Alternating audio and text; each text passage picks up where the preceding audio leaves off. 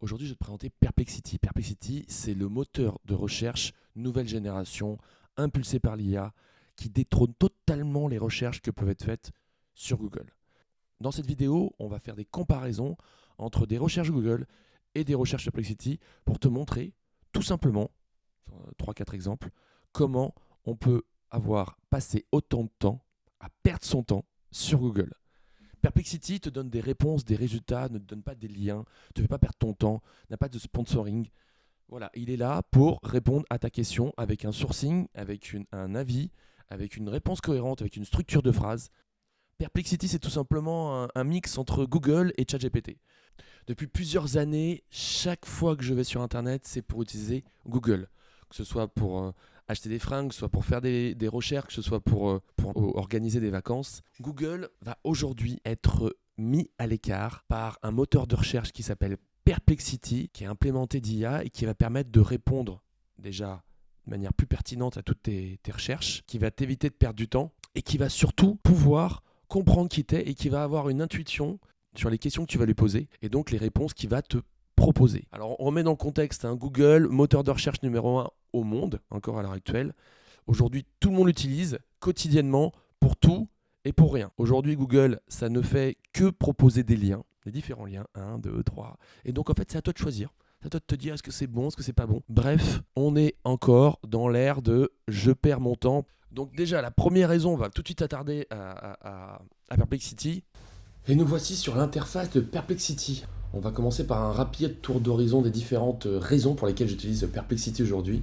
La première, c'est on peut le voir, très simple d'utilisation. C'est marqué là où commence la connaissance. C'est vraiment histoire de mettre un petit mot pour comprendre que on peut demander n'importe quoi. Alors il y a comme maintenant, ça se fait beaucoup, il y a des suggestions qui sont faites, qui sont présentes là. Donc en quoi Perplexity AI est-il différent? Les meilleurs livres de cuisine, recherches récentes sur la thérapie. On a un navigateur qui est très simple, qui est dans Maison. Là, on peut le voir, là, c'est maison, on a cliqué sur maison. On peut aussi, alors là, c'est le deuxième point, c'est découvrir. Alors, découvrir, c'est vraiment le fil d'actualité qu'on peut avoir sur YouTube, sur Google. C'est un peu les news, c'est un peu comme les news. À la différente presse, c'est que c'est vraiment axé techno. Alors, je suis plutôt curieux de voir comment ça va s'adapter aussi au fil de l'utilisation. On peut le personnaliser, donc bien évidemment choisir ses thèmes. Et le troisième point, c'est la bibliothèque. Là, c'est le fil de toutes les recherches qu'on va faire. La bibliothèque, c'est quoi? C'est l'accès à toutes les discussions.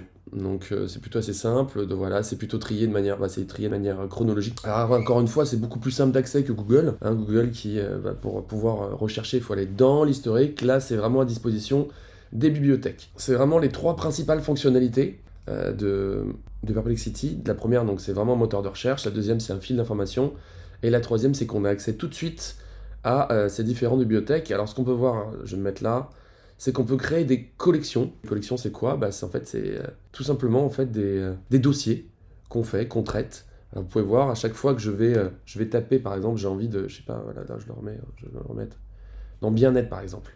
Donc dans bien-être, à chaque fois que je vais faire une recherche de bien-être, je vais mettre sur ce fil-là, ce fil de discussion, et ce fil de discussion va être un fil de discussion exclusivement dédié à tout ce qui va concerner le bien-être. Et bien sûr, Perplexity va alimenter d'autant plus ces recherches et va affiner, comme on va dire, si on peut comparer, ça va être un GPT, ça va être une application qui va être créée et qui va se spécialiser dans cette recherche, c'est-à-dire par rapport aux instructions qu'on va lui donner, on va avoir vraiment quelque chose de très très personnalisé. On va également voir l'onglet réglages. Donc là, on a le compte avec l'apparence. Donc on peut faire le système sombre aussi. Ça peut être sympa. D'ailleurs, je vais garder comme ça pour changer un peu. Système. Bon, ouais, c'est le système simple. On a la langue parlée. Alors j'ai laissé anglais. J'ai laissé anglais parce que c'est aussi simple de dire parle-moi en français. Mais je vais mettre en français. Cookie, vous connaissez les biscuits. Avatar, voilà, le nom d'utilisation. Il y a l'abonnement, bien évidemment. Ce qui est important de comprendre aussi, c'est que pourquoi on utilise Perplexity aujourd'hui. Pour une raison qui est simple, je vais vous la montrer. La raison simple, c'est que voilà, je vais vous montrer. Je vais mettre quelque chose de simple. Le Bitcoin, qui parle à tout le monde, est-il la monnaie du futur? Donc là, l'intérêt de poser cette question, c'est de comprendre la différence qu'il peut y avoir entre une recherche Google. Voilà. Alors je pose une question simple, et là, il va me répondre. Donc il facilite les échanges, c'est-à-dire qu'on peut utiliser pour acheter des biens et services. Et il peut être stocké, donc Réponds pas à ma question, on peut le voir, le Bitcoin est une monnaie, et puis là ça enchaîne plein de choses, des articles de presse, voilà. C'est-à-dire que c'est à nous encore de faire En fait, on demande de faire une recherche, et il nous propose en fait de faire nous-mêmes la recherche. C'est-à-dire que c'est comme si on avait 15 onglets ouverts et on doit piocher. On va poser la même question à Perplexity, hein, tout simplement. On va aller dans l'accueil, on va lui poser la question. Le Bitcoin est-il la monnaie du futur? Et là on a une réponse déjà. Ouais. Bitcoin, alors là on peut voir, une vraie réponse, présente certaines caractéristiques et en fait, là on a une vraie réponse. Le Bitcoin présente certaines caractéristiques qui ont en fait une monnaie potentiellement importante pour l'avenir, mais il est peu probable qu'il remplace entièrement les monnaies traditionnelles. Voilà, avantage du Bitcoin, très clair, défi et limite, très clair.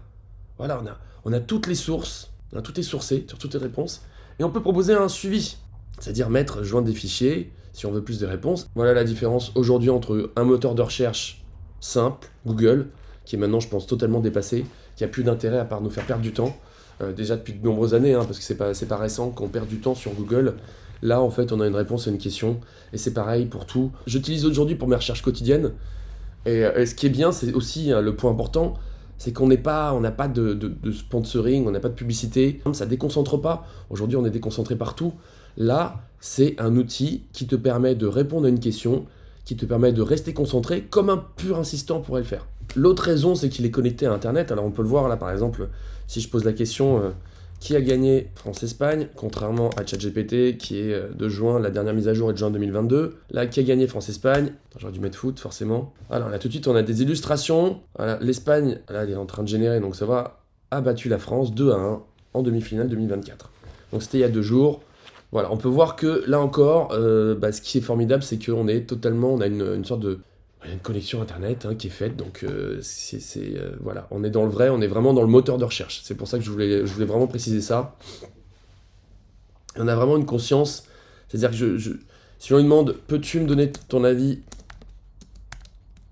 sur le joueur Mbappé, parce qu'il a été très décrié, donc on va voir dans ce match. On va voir ce qu'il va répondre. Voilà, il va vraiment être précis, il va pas être dans le jugement, mais il va porter, voilà, une passe décisive pour l'ouverture du score. Mbappé est même reconnu sa contre-performance, donc voilà, c'est complet, c'est précis. À chaque fois, il y a des... c'est très simple en fait d'utilisation, très très simple.